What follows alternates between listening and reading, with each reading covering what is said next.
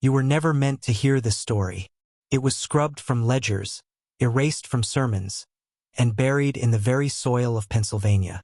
Yet some truths have a way of bleeding back through the cracks, ugly, poisonous, unstoppable.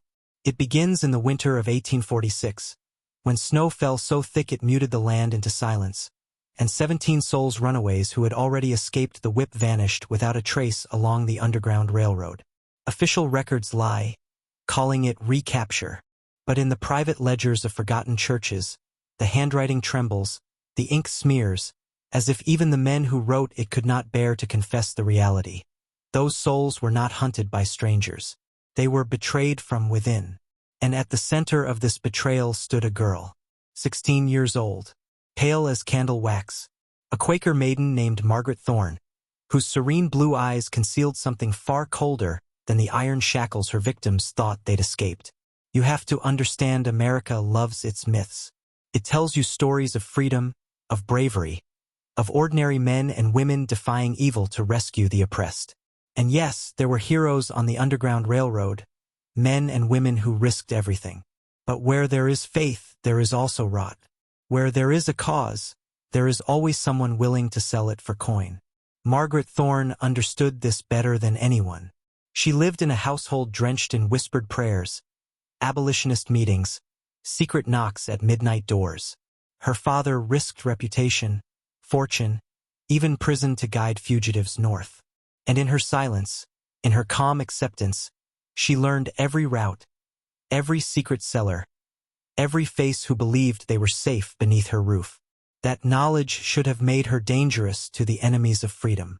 Instead, it made her invaluable to them. What makes her story unbearable is not just what she did, but how she thought about it.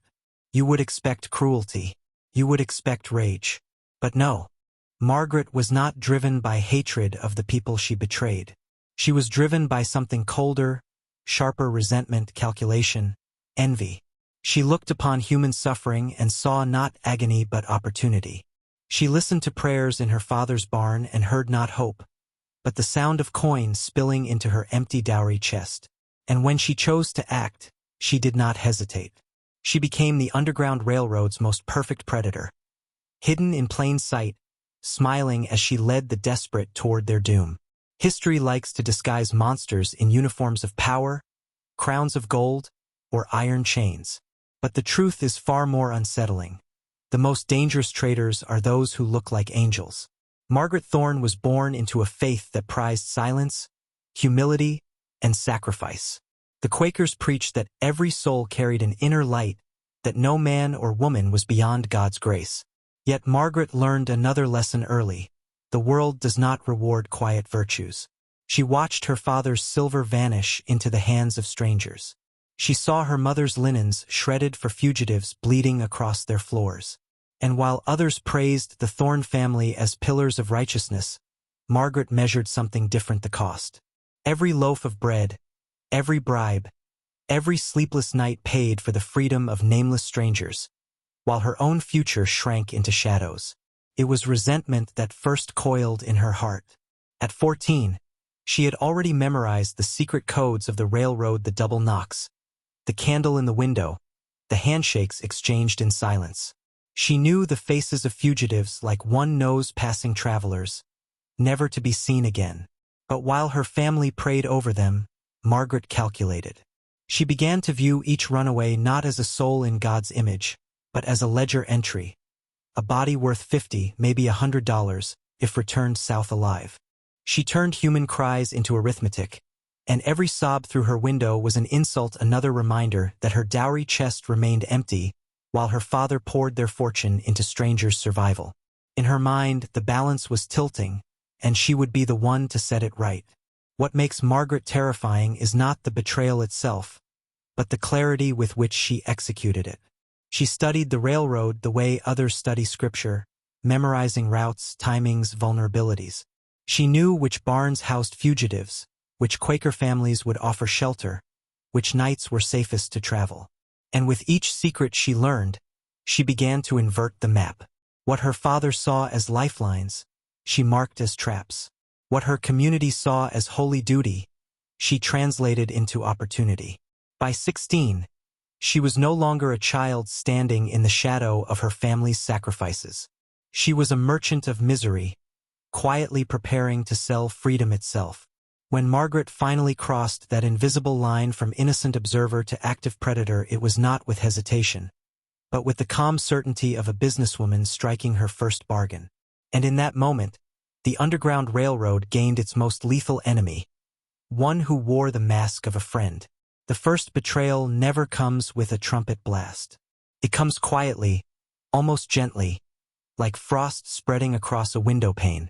For Margaret, the crack opened in November of 1845, in the bustling port of Wilmington. She had traveled there with her father, a simple grain merchant, while wagons rattled through the streets and sailors shouted over barrels of salt pork. To Samuel Thorne, the trip was routine. To Margaret, it was reconnaissance. She drifted from stall to stall with her bonnet drawn low, pretending to shop for household goods. But her eyes weren't searching for cloth or candles. She was hunting men who dealt in secrets, shadows, and the currency of human flesh. It was in a tavern called the Anchor's Rest that she found them. The air reeked of smoke and brine. Sailors drank hard, traitors whispered, and in a dark corner sat the kind of men her father warned her against. Bounty hunters, their laughter sharp, their talk obscene, their pockets heavy with blood money. Margaret sat alone, nursing a cup of weak tea, listening. And in that dim haze, she heard her future take shape. Prices were discussed like livestock auctions. Names of captured fugitives passed across tables with the indifference of cattle sales. But one name kept surfacing, spoken with a different weight: Jeremiah Caldwell. Unlike the rest, Caldwell wasn't a brute. He dressed like a gentleman, spoke with the precision of a merchant, and carried himself with the calm assurance of someone who never lost. His captures were always delivered whole, undamaged, and auction-ready. He was ruthless but never careless. And most importantly, he valued information above brutality. Where other hunters swung chains, Caldwell cultivated informants. He paid well for whispers, for maps, for patterns of movement. In the Underground Railroad's secret game, he played not with force but with foresight. Margaret understood him instantly because he was what she wanted to become: efficient, calculating, untouchable. Their first encounter wasn't dramatic. A glance across the tavern, a moment where her pale eyes met his, and he studied her not as prey but as something else, a possibility. She left without a word, but she carried his name back to Chester County like a secret seed. Jeremiah Caldwell, the man who turned fugitives into fortunes. That winter, while snow locked the farmlands in silence, Margaret began her double life. By day, the obedient daughter. By night, the quiet architect of betrayal. And in the shadows between, she searched for her way to Caldwell. Because she knew, if she could offer him the keys to the railroad, he would give her what no prayer, no scripture, no suitor ever had: power. Every predator must make their first move, and Margaret chose hers with the patience of a hunter who already knew the outcome. Weeks passed after that first sighting in Wilmington. The Anchor's Rest lingered in her mind: the smoke, the coins clinking, the name Caldwell rolling off men's tongues with a mixture of envy and fear. By Christmas, she had resolved. If her family would spend their fortune buying freedom, she would build hers by selling it. But even in betrayal, she was deliberate. She couldn't simply appear at Caldwell's side. She needed to prove herself useful. And so, her first approach was not through words but through information. The opportunity came on a frigid January night. A small group of fugitives had been hidden in the Thorne barn: 2 men, a mother and a child. Margaret overheard their plans, whispered through the floorboards. They would move at dawn, guided north by a trusted conductor. She memorized the route, the timing, the very description of the wagon that would carry them. Then, the next day, she slipped from her house under the guise of running errands, her bonnet pulled low against the biting wind. She returned to Wilmington, and this time, she walked into the Anchor's Rest not as a listener, but as an offering. Jeremiah Caldwell was there, seated apart from the other bounty hunters, his coat clean, his boots polished, a man who looked more like a banker than a butcher. Margaret approached his table without trembling. She didn't introduce herself. She didn't beg. She simply spoke a sentence that altered both their fates. For our leaving Kennett Township at dawn. One wagon, one child. Headed north. Then she turned to walk away. Caldwell's voice halted her. Low, precise, controlled. Who sent you? She did not turn back, only answered, no one, but I can tell you more, if it profits me. That was all. In that moment, she ceased to be a farmer's daughter and became something else, a broker of human misery. The capture was swift. By the next evening, word reached Chester County that the fugitives were gone. Recaptured, vanished as though the snow had swallowed them whole. Her father raged. Her mother wept. Neighbors whispered that patrols must be tightening. But Margaret remained silent, her face calm, her heart calculating. The payment reached her a week later. A small pouch of coins delivered quietly to her by a boy at market. It was not just silver, it was confirmation. Caldwell had accepted her offer. From then on, their relationship grew not through trust, but through a darker bond, mutual profit. Caldwell gave her coin. Margaret gave him souls. Together, they began to weave a net strong enough to strangle the Underground Railroad itself. Margaret's genius was not in cruelty alone, but in disguise. Most betrayers collapse under suspicion. She flourished beneath it. After her first delivery to Caldwell, she did not shrink into guilt or falter in her role. Instead, she perfected it. In the daylight hours, she moved with the rhythm of her family's abolitionist life. She fetched bread for the hungry, lit candles in the attic window, even carried water to fugitives trembling in the barn. Her face was the very image of piety.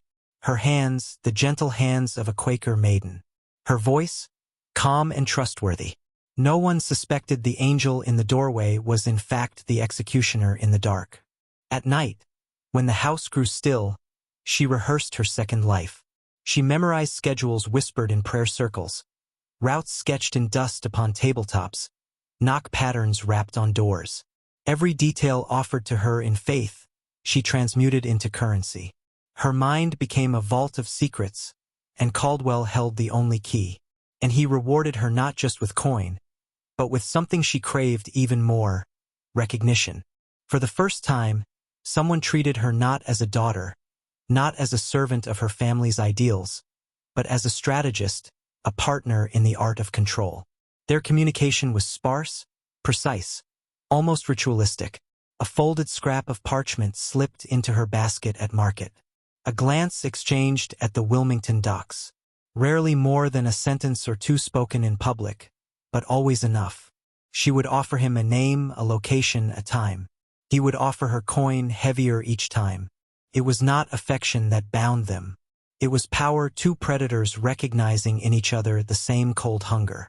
What made Margaret formidable was her ability to weave her betrayal into her family's very acts of charity. When her father welcomed fugitives into their home, Margaret was the first to prepare the beds, to bring them food, to soothe their children. The runaways often trusted her most. Her angelic face, her gentle words, her willingness to sit by their side, it disarmed them completely. And when they revealed their plans in hushed tones, it was Margaret who leaned in closest, listening with wide, sympathetic eyes. Every confession they offered her in gratitude became another thread she spun into Caldwell's snare. Her family never suspected. To them, she was the perfect daughter, embodying the very principles of their faith. To Caldwell, she was something far rarer, a weapon hidden in plain sight. Together, they were building a machine of betrayal so precise it threatened to hollow out the railroad from within, one vanished soul at a time. Betrayal, once tasted, becomes addictive. Margaret's first act could have been an isolated sin, a single lapse buried in the snow of one winter night. But the silver in her hand, the thrill of deception, the surge of invisible power, it carved something permanent into her soul. Within weeks, the pattern repeated. A fugitive woman confided in her about a brother waiting in New York. Margaret smiled sweetly, offered comfort, and by dawn, Caldwell's men were waiting at the crossroads.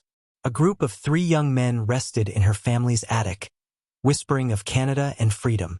Margaret brought them bread and blankets, memorized their route north, and delivered their names for profit. Her efficiency became terrifying. Each betrayal refined her methods. She learned when to speak, when to listen, when to feign pity so perfectly that fugitives opened their hearts to her. And in those confessions lay the seeds of their destruction. Caldwell, too, began to depend on her. His letters grew sharper, more direct. He trusted her information as gospel. He rewarded her in coin and in whispered praise. "Your precision makes my work clean." To Margaret, those words were worth more than gold. For once, she was not the overlooked daughter. She was indispensable. But outside the shadows, the land itself seemed to recoil. The winter of 1846 was brutal, one of the coldest on record. Snow draped the fields of Chester County in silence, as if nature itself conspired to muffle the cries of the vanished. Yet whispers began to spread among the abolitionists. Too many groups were disappearing. Too many carefully planned escapes ended in recapture. At first, the cause was blamed on chance or increased patrols or traitors in Maryland. But a question began to fester. Could someone inside Pennsylvania itself be feeding the hunters? Margaret heard these fears at her family's own table. Her father slammed his fist against the wood, cursing the devils who must be lurking in their ranks. Her mother wept for the lost souls. Margaret lowered her eyes, silent, the image of a grieving daughter. But inside, she was almost exhilarated, because she knew what no one else dared imagine. The betrayer wasn't some distant stranger. It was her. The community grew restless. Conductors whispered more cautiously. Codes shifted, routes changed. But still, the captures mounted. What they didn't know was that the more they tried to tighten their secrets, the more Margaret burrowed deeper, absorbing every new cipher, every new pattern, and selling it all. Rumor was circling closer, but Margaret's mask was perfect. No one could reconcile the pale-faced Quaker girl who prayed in silence with the predator who moved fugitives like pieces on a chessboard. And so, the disappearances continued, each one feeding Margaret's dowry chest, each one deepening the stain on her soul. Yet for all her cunning, Margaret had overlooked one truth. When you sell freedom, the ghosts of those you betray do not stay buried. They linger, whispering through the cracks, unsettling even the strongest facade. And soon, whispers would become suspicion. Suspicion is a slow poison. At first it trickles quietly, unseen, but then it seeps into everything, staining conversations, glances, even silence itself. By the spring of 1846, too many fugitives had vanished for coincidence to be a plausible excuse. Men who had guided souls north for years now spoke in hushed tones about a leak somewhere in Pennsylvania. The railroad was built on trust, yet that trust was fracturing. Every capture was a question mark, every failed escape an accusation waiting to be spoken aloud. And Margaret?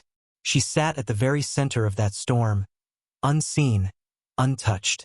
Her weapon was not only betrayal, it was performance. She leaned harder into her role as dutiful daughter, pious maiden, faithful friend. In Quaker meetings, she closed her eyes in long silences, her face serene, as if God himself spoke through her stillness. At home, she wept alongside her mother when news arrived of another failed escape. She even feigned outrage, suggesting new hiding places, volunteering to carry letters, offering herself as the family's most loyal servant. And the more suspicion spread through the community, the more Margaret positioned herself as the one person beyond it. Who could doubt the pale girl with her bowed head and quiet prayers? Who could imagine that the betrayer sat at the very table where abolitionists planned their rescues? But maintaining her mask required more than silence. Margaret began planting subtle diversions, small lies, whispered suggestions that redirected suspicion elsewhere. If a group vanished on the road to Philadelphia, she would hint that a neighbor might have spoken too freely. If bounty hunters appeared suspiciously close to a safe house, she'd muse aloud that maybe patrols in Maryland had sent word north. Her words were gentle, never forceful, always framed as concern. But each seed she planted bloomed into doubt that kept eyes turned away from her. Inside, she began to feel something darker than relief. She felt thrill. To manipulate her family's grief, to guide their suspicions elsewhere, it gave her a taste of control that no suitor, no dowry, no sermon could have offered. For the first time in her life, she was not powerless. She was invisible power incarnate, shaping the fates of men and women with a single whispered suggestion. Yet with every successful deception, her bond to Caldwell deepened. He relied on her reports, praised her precision, rewarded her heavily. Together, they weren't just capturing fugitives, they were unraveling trust itself, corrupting the very core of the railroad. But in the shadows of her triumph, Margaret overlooked one danger. The more perfectly she wore her mask, the more impossible it would be to take it off. And when suspicion finally turned its eye inward, she would need to deceive not just her neighbors, not just her family, but herself. By summer's end, Margaret's deceptions had ripened into something monstrous. Individual betrayals were no longer enough. She wanted scale, spectacle, an act so decisive it would erase the last traces of her family's fortune and replace it with her own. That opportunity came with a single overheard conversation one sweltering August evening. In her father's barn, under the cover of candlelight, a conductor revealed a plan. A group of 17 fugitives, moving together, would depart Chester County in staggered wagons, bound through Philadelphia and onward into New York. 17 souls, men, women, and children, trusting the railroad's strongest links to carry them north. To the abolitionists, it was a bold rescue. To Margaret, it was an irresistible harvest. She listened in silence, head bowed as if in reverence. But in her mind, she was already mapping their demise. She memorized the routes, the names of the safe houses, the nights chosen for travel. Every detail, whispered in confidence, became her currency. The very next day, she carried the information south, her bonnet shading her face, her steps light across Wilmington's docks. When Caldwell heard the numbers, his eyes narrowed, his fingers tapping the table with quiet calculation. 17, he repeated as though savoring the word. It would be his largest capture in years, perhaps his career's crowning triumph. And Margaret? She would receive a sum beyond anything she had yet imagined. The trap was sprung across multiple counties, with Caldwell's men waiting at key crossroads like spiders on their webs. One by one, the wagons were intercepted. Some fugitives fought and were beaten down. Others fled into the woods only to be dragged back in chains. By dawn, the entire group had vanished, swallowed whole as if the earth itself had opened to devour them. In Philadelphia, silence thundered through the safe houses. In Chester County, fear spread like wildfire. 17 souls gone without a trace. At first, the community searched for explanations. Patrols, perhaps? New laws? But the scale was too great, the capture too precise. This was no accident. This was orchestration. Whispers that had once been cautious now grew sharper. Someone inside Pennsylvania was feeding the hunters. Someone close. Margaret played her part flawlessly. She wept beside her mother, whispered prayers in the meeting house, clutched her father's hand as he raged against the unseen Judas. To the community, she was the image of grief. But behind her pale eyes, she was savoring something far darker: triumph. For the first time, she had proven she could deliver not just individuals, but entire groups, whole lines of the railroad severed in a single stroke. Yet the act left a scar. The fear it birthed was different from doubt. Conductors spoke in fragments, looking over shoulders, their voices shaking. Safe houses went dark. Journeys halted. Where there had been hope, now there was terror. And in that silence, Margaret discovered something intoxicating. She had not only betrayed lives, she had begun to strangle the very dream of freedom itself. The disappearance of the 17 was not merely a loss, it was a fracture. It broke something in the railroad that had always seemed unbreakable: trust. Where once abolitionists had moved with quiet confidence, now every glance became suspicion, every silence a potential confession. Meetings grew tense. Conductors who had shared bread and risked prison together now questioned whether the other was listening with both ears or with one ear for the hunters. The safe houses that once pulsed with whispered prayers fell into shadow. Families turned fugitives away for fear that sheltering them meant betrayal. Letters, once carried openly by trusted messengers, now traveled only in fragments, passed hand to hand like poison chalices. The railroad did not stop, but it staggered. And at the very heart of its collapse sat Margaret, cloaked in innocence, directing the descent like a maestro leading a funeral march. Her power was no longer measured only in money, though Caldwell's payments had made her household rich again. No, her true wealth was in the silence that followed her every word. When she bowed her head in meeting, her neighbors mistook her serenity for holiness, when in truth it was calculation.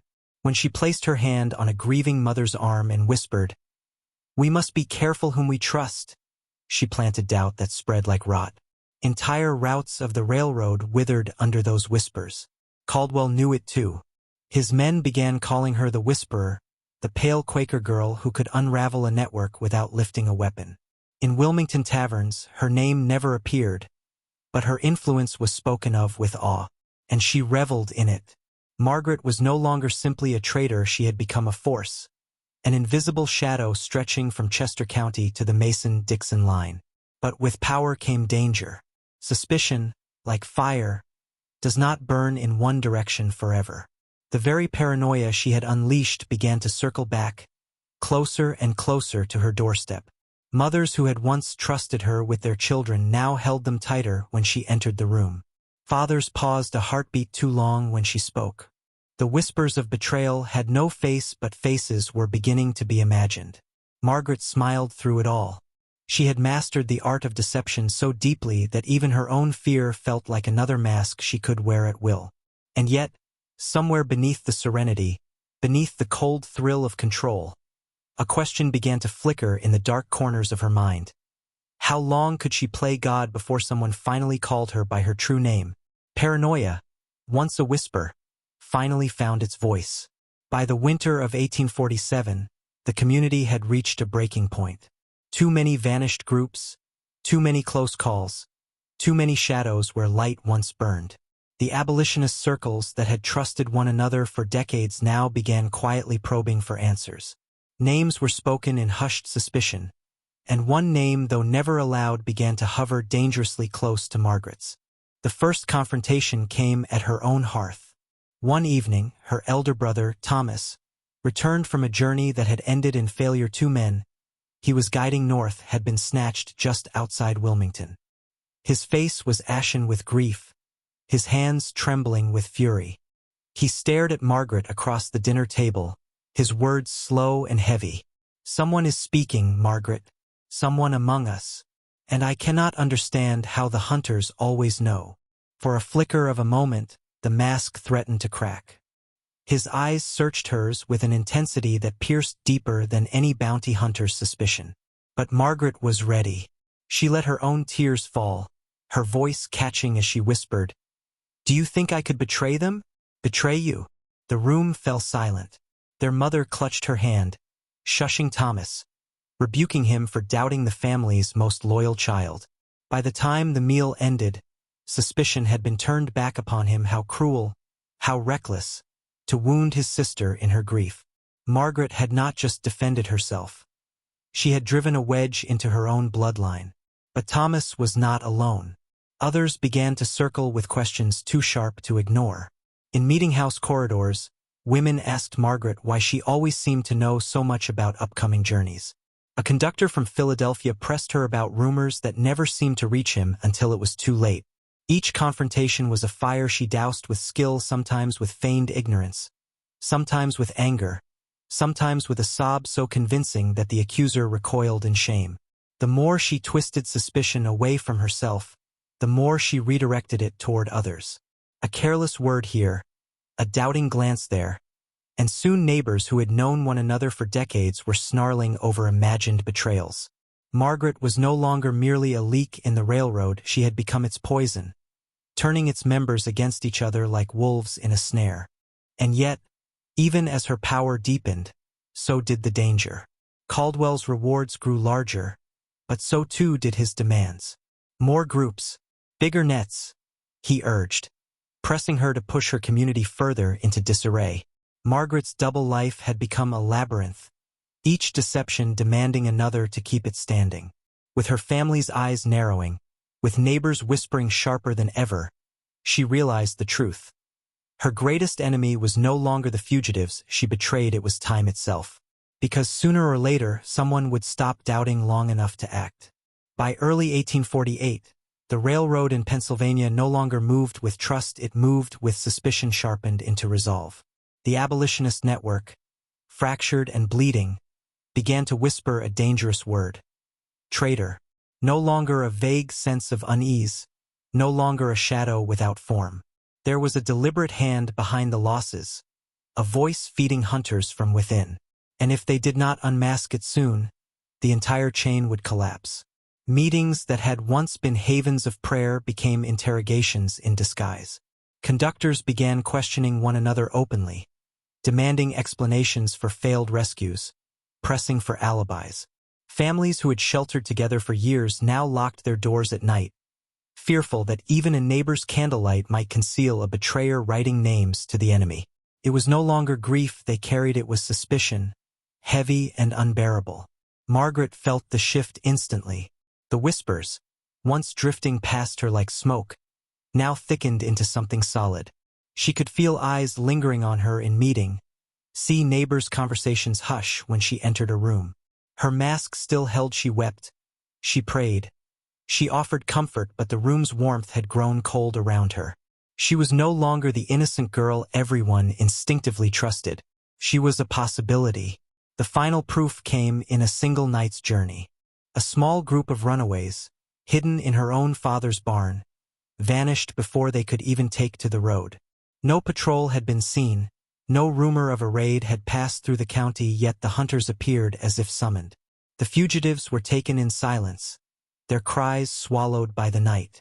And in the aftermath, one question hung too heavily to be ignored. How could anyone outside their family have known? Margaret's world narrowed to a blade. For the first time, confrontation came not from whispers but from voices raised in her presence. A family friend, his face pale with grief, asked her outright how the hunters always seemed to be one step ahead. A conductor from Philadelphia looked her in the eyes and asked, "Who do you speak to, Margaret?" Even her father, once so blind to her deception, paused too long when she swore her innocence. Cornered, Margaret turned to the only weapon she had ever truly mastered: manipulation. She cast doubt upon others, suggesting perhaps Thomas had spoken too freely in Wilmington. Perhaps another neighbor had let a letter slip.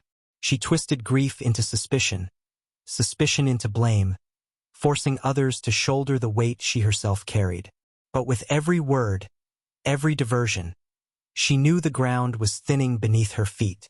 For the first time since her descent began, Margaret felt something colder than triumph in her chest. She felt hunted. And the hunters were not Caldwell's men, they were her own people. Margaret understood what few in her community dared admit: that suspicion, once ignited, spread faster than fire. To survive it, she could not merely deny. She had to redirect, to craft narratives so vivid, so venomous, that the eyes burning into her would swivel elsewhere. It was no longer about money, no longer about Caldwell's promises. This was survival. And survival demanded lies that could destroy others before they destroyed her. Her first target was Thomas Pritchard, a stout Quaker farmer who had long prided himself on his role as a conductor. Margaret whispered to her father that Thomas had grown reckless, that she had overheard him boasting in Wilmington taverns, his tongue loosened by cider. She painted him not as a noble ally but as a liability whose carelessness endangered everyone. By the month's end, Thomas was shunned in quiet ways, visits ceased. Doors stayed closed when his cart rattled down the lane. His reputation bled out slowly, not by accusation but by isolation. And all of it began with a seed Margaret had sown. But Margaret did not stop there. She understood the cruel truth. The more elaborate the lie, the more people wished to believe it. She told stories of riders seen near neighbors' fields, of strange lights in barns, of coded letters passed hand to hand. Each story had just enough of reality's edge to ring true. Each carried just enough malice to turn suspicion elsewhere. Margaret became both victim and witness in her own tales, trembling as she recounted shadows in the woods, weeping as she described men she claimed to have overheard plotting.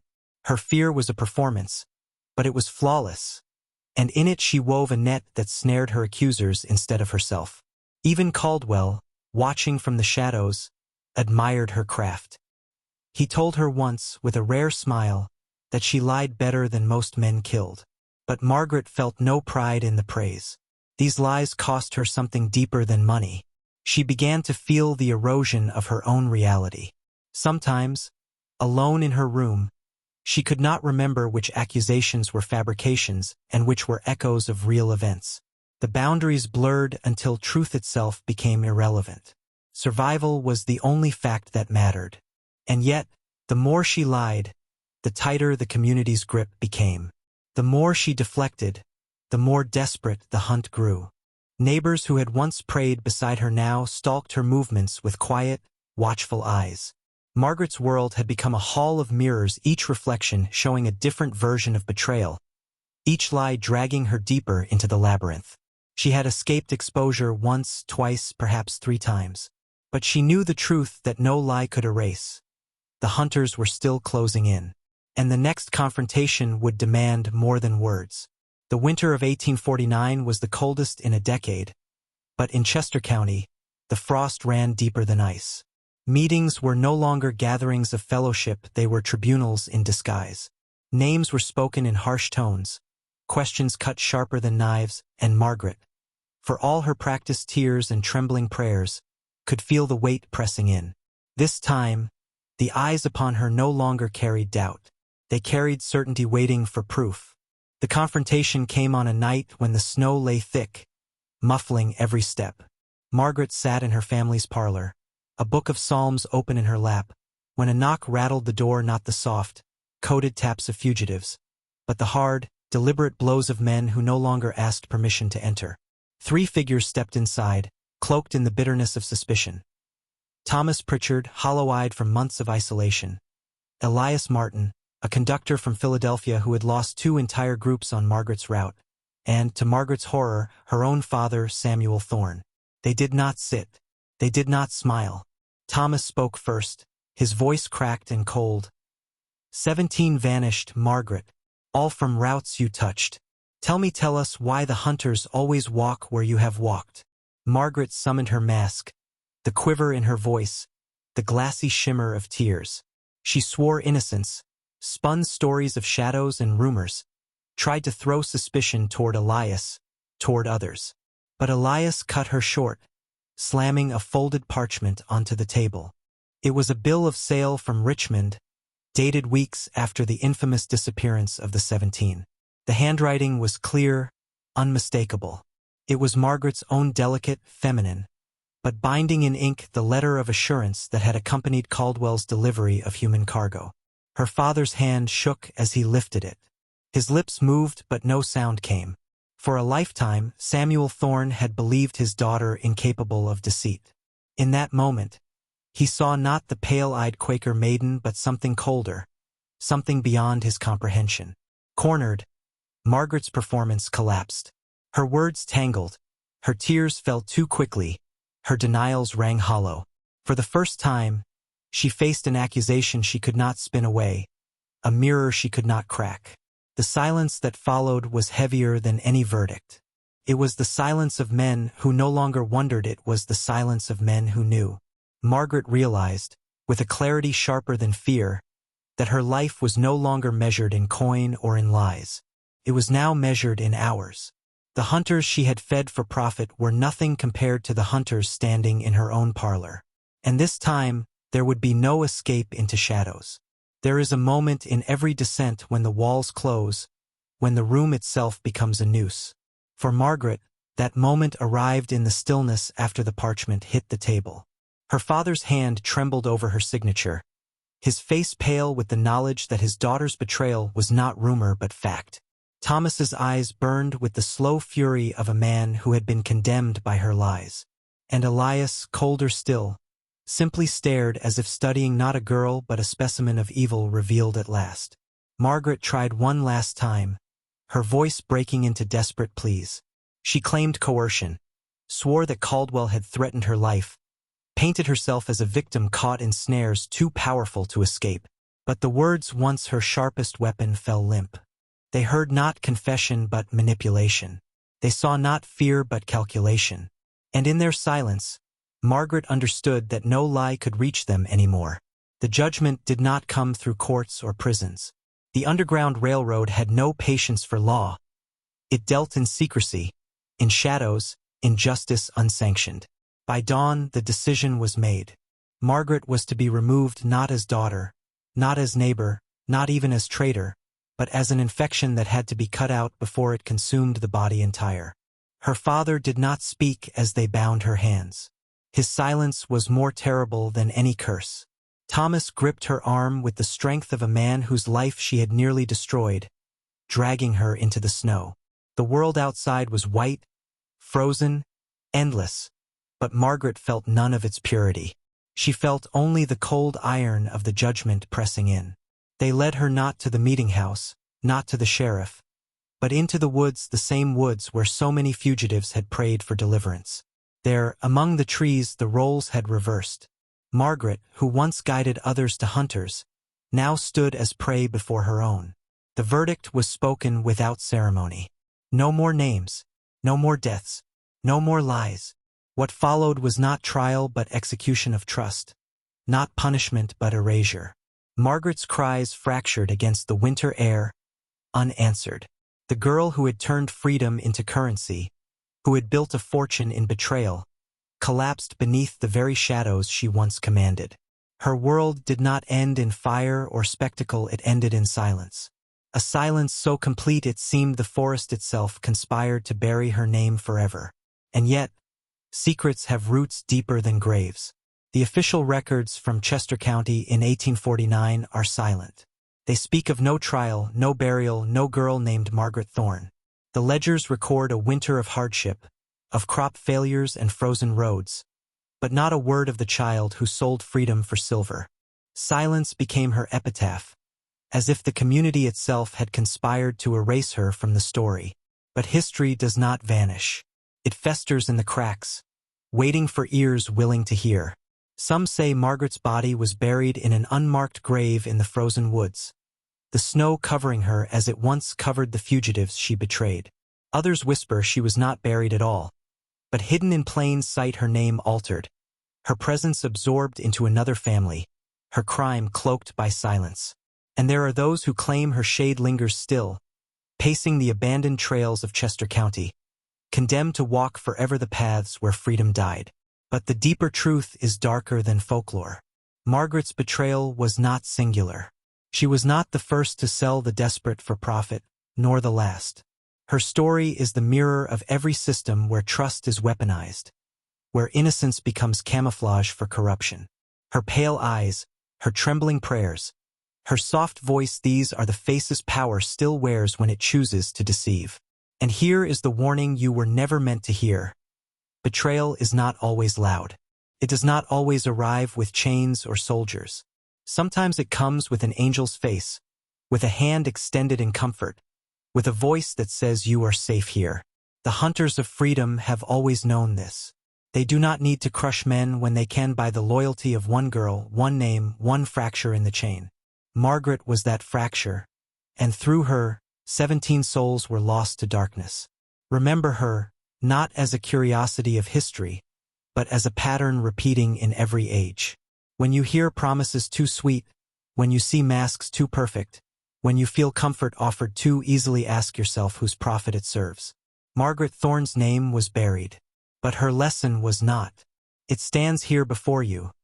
That silence itself can be the deadliest weapon, and trust the most dangerous gamble of all. Now I ask you, let this transformation lock into you. Type twice in the comments, "No mask endures." Say it, and remember it, because if you forget, her face will not stay in history. It will reappear in your own life, wearing another name, another mask, another betrayal. This is not just history. This is the warning. Men, if you made it this far, you already feel it. The weight of secrets you were never meant to know. But stories like Margaret's don't just haunt history, they shape the present. And here's the truth. Silence and masks are still the sharpest weapons being used against you today. So don't just watch these revelations, take part in them. Leave your mark. In the comments, type "No mask endures" twice. That's how you prove you've heard the warning, and how you signal to the algorithm that you refuse to stay blind. Subscribe now if you hunger for more forbidden truths, because every week we rip another mask off the face of history, another layer of manipulation the powerful want buried. And if you're listening at night, alone, take this moment to share the video with one man you trust so the knowledge doesn't die with you. Remember, these stories aren't entertainment. They're training, they're preparation. And the deeper you go, the more dangerous they become. Stay awake. Stay armed with truth. And above all, never mistake a mask for a face.